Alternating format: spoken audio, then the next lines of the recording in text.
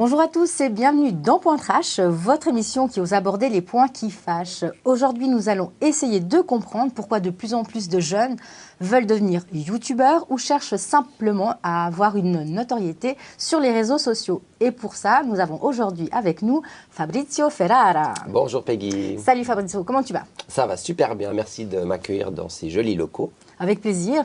Donc toi, tu es alias Fafa la courgette. C'est ça. Mais qui est Fafa la courgette?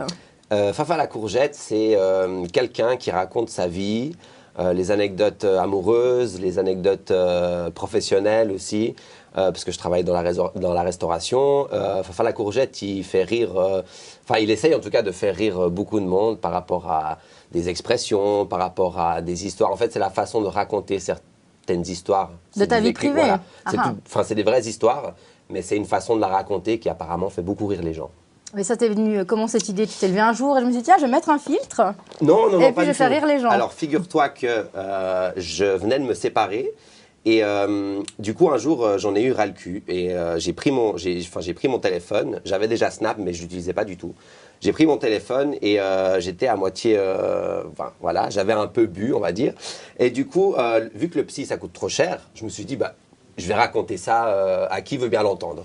Et ça m'est venu spontanément, en fait, je suis tombé sur le filtre avec la grosse bouche et j'ai dit coucou, c'est Fafa la courgette. Et en fait, de là, c'est parti comme ça, en fait. Ta psychanalyse pour aller mieux. C'est ça. Les résultats aujourd'hui, t'en as combien de vidéos? Alors, au début, j'avais, je sais pas, entre 150, 200 personnes. C'était beaucoup des contacts que je connaissais à la base. Et maintenant, j'en suis passé 20 000. Okay. Alors, avant d'entrer dans le débat, je te propose qu'on regarde un petit peu qui est Fafa la courgette. Et on se retrouve juste après. C'est Fafa la courgette. Pardon. Excuse-moi, mais t'es pas en couple, je comprends pas. Il me dit si, je me suis mis en couple aujourd'hui. Et comment ça? Si vous imaginez, les gars, ils se rencontrent à 10h, à 11h, ils se mettent en couple. Mais tu connais même pas son nom de famille. Tu sais même pas si c'est un psychopathe. Tu sais même pas combien il a dans son compte en banque. Tu sais même pas la taille de son zizi. Tu sais rien. Là, mon Dieu, je suis tellement chaud que si tu mets un gâteau dans le cul, il peut cuire en 5 minutes. J'ai l'impression que c'est ma mère. Évanouis-toi 2 secondes. Toi, alors comme ça, on veut lancer dans le porno Fafa la courgette. Et parce que je vais les niquer des mères. Là, il y a des bons à gogo. Pourquoi vous nous faites chier? Parce qu'il n'y en a pas assez. Oh, la vie de ma mère, on vous donne la main et vous prenez le bras, la tête et les yeux et le cerveau avec. Évanouis-toi 2 secondes. Alors, je sais pas si vous, ça vous est déjà arrivé, cette situation, quand vous allez faire les courses à la Migros, plus précisément. Parce qu'ailleurs, ça coûte cher. Évanouis-toi 2 secondes. Et on laat marshmallows.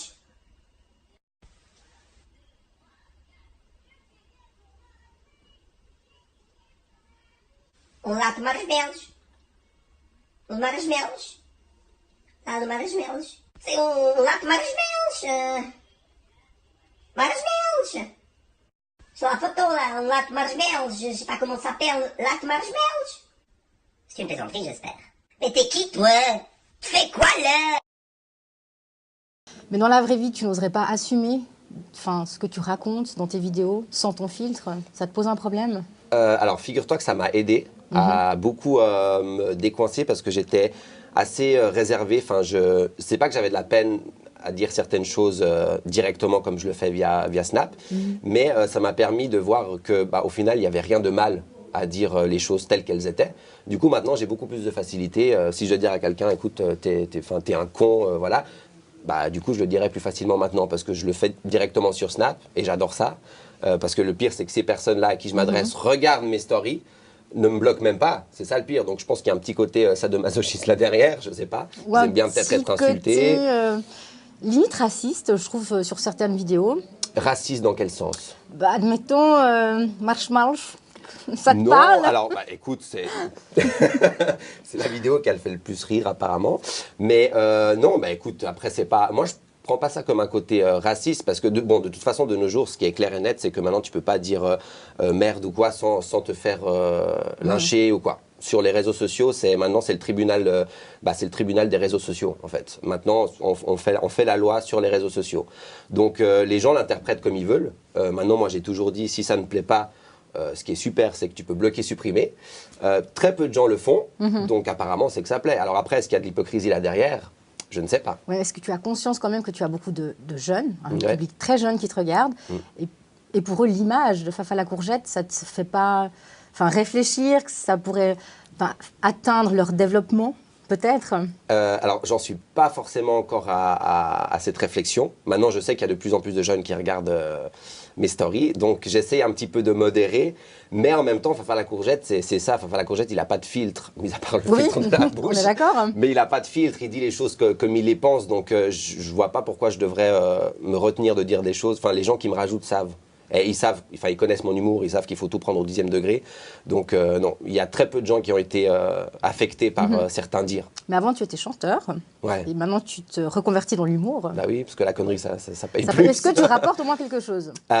J'essaye, en tout cas maintenant, vu que ça a pris un peu plus de proportions, j'essaye pas d'en faire mon business, parce que j'ai quand même mon boulot à côté, hein, c'est pas que je fous rien. Mais t'en vis pas, on est d'accord. Non, j'en vis pas encore, mais après, voilà, il y a quelques partenariats qui tombent. Voilà, j'essaye de gagner de l'argent où je peux. Sans ton filtre, est-ce que toi, tu te verrais ou que tu oserais d'avoir un public de 500 personnes, et est-ce que tu penses pouvoir les faire rire? Alors, il y a quelques stories que je fais sans filtre. Après, Fafa la courgette, c'est, comme on constate la photo derrière, c'est vraiment le filtre qui fait tout le charme. Puis il y a aussi la voix qui est modifiée. Oui. Donc du coup, quand je dis certaines expressions comme ça ressort mieux avec le filtre que sans le filtre. Mais je pense que s'il n'y avait pas le filtre, non, ça n'aurait pas pris autant. Mais tu es quand même conscient que c'est éphémère? Dans quelques années, tu te vois où? Donc, je me suis déjà posé la question. Maintenant, je sais que si le filtre n'est plus là, je suis dead, carrément. Tu vas retourner la chanson, peut-être? Alors, la chanson, j'ai jamais mis un point final dessus. C'est juste que j'ai d'autres préoccupations pour le moment. Je pense pas retourner. Peut-être pas Fafa la courgette dans la chanson. Peut-être.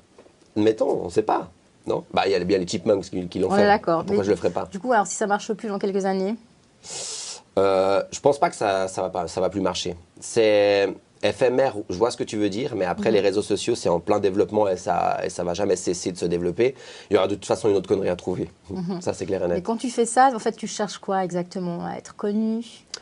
Alors, autant avec la musique, je voulais absolument être connu. Et tu sais, je me suis donné beaucoup de moyens pour y être. Ça n'a pas forcément marché, en tout cas pas en Suisse.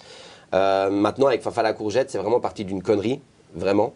Et puis là, je kiffe ce que je fais parce que, comme je le dis assez souvent, moi j'adore tout ce qui est télé-réalité. Maintenant, ils ne veulent pas de moi dans ce genre d'émission. J'ai beau avoir essayé, tu sais, j'ai passé des heures de casting pour certaines émissions et ils m'ont toujours pas filé les clés de cette putain de maison que je ne citerai pas le nom, mais tu sais très bien de quoi je veux parler. Garde espoir. Et du coup, je me dis, c'est un peu ma télé-réalité à moi en fait. J'ai mes personnages qui font rire mes followers et tout ça, donc au final, je snap ma vie. Donc c'est un peu comme si c'était ma petite télé-réalité. Donc tu as vraiment besoin de ça pour vivre aujourd'hui? Ouais, c'est devenu addictif, vraiment. Alors sinon, tes vidéos sur Snap, ça dure 24 heures. Là, tu clashes les gens. Ouais. Les gens que tu as vus dans la journée ou dans le bus, au boulot. Ouais. Puis après, ça s'efface. Ouais.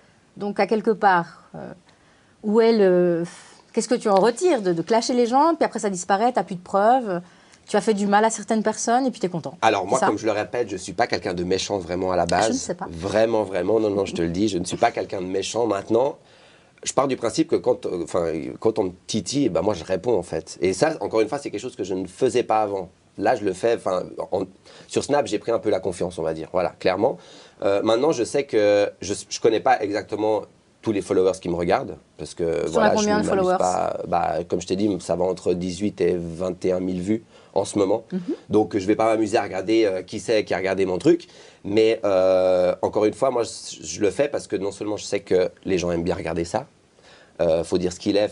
Quand on regarde des émissions de télé-réalité comme ça, les gens adorent les clashs. Donc moi, quand je le fais, c'est parce que je sais que derrière, il y a des gens qui vont regarder et qui vont kiffer ce que je fais. Après, il y en a qui m'ont justement dit « Ah, mais c'est un peu facile de clasher via Snap. Et puis après, il n'y a plus de traces. » J'ai envie de te dire oui et non, parce que les traces, tu peux malgré tout en garder, parce que capture d'écran, maintenant tu peux tout faire, même si on voit qui a fait la capture d'écran, tu peux enregistrer la vidéo. Et là où c'est bénéfique, ces fameuses 24 heures, c'est que je sais que, les gens savent qu'il n'y a que 24 heures pour aller voir mes vidéos. Donc au final, ils vont se ruer dessus pour aller regarder en fait. Et tu les mets pas sur Facebook? Parce que toi, tu es partout, Facebook, Twitter, Oui. Instagram, Snap, non, la totale. Facebook, étant donné que j'ai plus de connaissances proches, famille, etc., je mets les trucs, entre guillemets, un peu plus soft, Fafa la courgette, vraiment. Donc tu as un petit peu honte alors, dans ce cas? pas que j'ai honte, mais je me dis, il faut quand même préserver certaines choses. Tu vois, Snap, franchement, t'as le droit de parole, en fait. Tu peux dire vraiment ce que tu veux, t'es pas censuré, comme sur Instagram ou comme sur Facebook. Snap, t'es vraiment libre de dire ce que tu veux. Donc voilà, c'est un bon support, on va dire. Donc tu cherches à quelque part de la notoriété, qu'on te reconnaisse, mais avec ton filtre dans la rue, personne ne te reconnaît? Non, même il y a des gens qui m'ont dit, mais tu vas faire l'émission avec le filtre? Bah ouais, ce serait sympa au moins. Dites-moi comment. Dites-moi comment. Parce que alors, tu as les phrases cultes, hein. Ouais. Donc il y en a 2, je crois. Il y en a plusieurs, ouais, bah tu viens de la dire. Et puis Tu fais bien. Qu'est-ce que je dis? Bah, il y a le ish, il y a tu fais quoi là? T'es qui toi? Ça fait beaucoup rire aussi. J'ai aussi, qu'est-ce que j'ai comme phrase? Évanouis-toi 2 Évanouis-toi 2 secondes, bien sûr, bah oui. Et ce qui est drôle, c'est que bah, c'est là où tu te rends compte que ça a l'impact sur les jeunes plus que les adultes. C'est que bah, des fois, voilà, tu entends des ish, des évanouis-toi 2 secondes, puis les gens viennent te dire, c'est toi qui dis ça? Oui, c'est moi qui dis ça. Oui. Puis c'est là où tu te rends compte qu'au final, bah, les gens deviennent addicts, en fait, à tes phrases. Donc pour toi, Snap, Facebook, les réseaux sociaux, donc c'est un plus. Oui. Dans la vie. Oui, mais tu sais, même pas forcément que pour moi, mais je pense que c'est un plus. Enfin, il faut arrêter l'hypocrisie. Je veux dire, les gens qui disent « je n'aime pas les réseaux sociaux », quoi, à quelle heure elle est née ta connerie pour dire « je n'aime pas les réseaux sociaux ». Les réseaux sociaux, de nos jours, tu peux tout faire avec. C'est pas juste une question de se montrer. Alors oui, il y en a qui l'utilisent pour se montrer, mais tu peux trouver tout. L'autre jour, j'ai trouvé une caisse à outils sur les bons points à vendre, pardon. Sur les bons points à vendre et tout. Donc tu peux trouver de tout sur les réseaux sociaux. Ça sert à tout. D'accord. On va dire le contraire. Je ne suis pas réseaux sociaux du tout. D'accord, ok. Bon, alors voilà. Est-ce que tu as quand même quelque chose à dire pour le jeune public par rapport à ça? Parce que malgré tout, ça peut quand même être dangereux, hein, même si on est vraiment sur le délire aujourd'hui, ouais. Du Snap et tout. Alors moi, ce que j'ai toujours conseillé aux jeunes qui regardent mes stories, parce que c'est les plus influençables, il faut dire ce qu'il est, certes, j'ai un personnage atypique justement qui balance tout ce qu'il pense. Maintenant, j'ai jamais montré de drogue, parce que je n'en consomme pas, tout simplement. Alcool, ben, je vais dire, oui et non, dans le sens où je ne vais pas me retenir de boire un verre d'alcool ou une bière sur un de mes snaps, soi-disant parce que des jeunes regardent.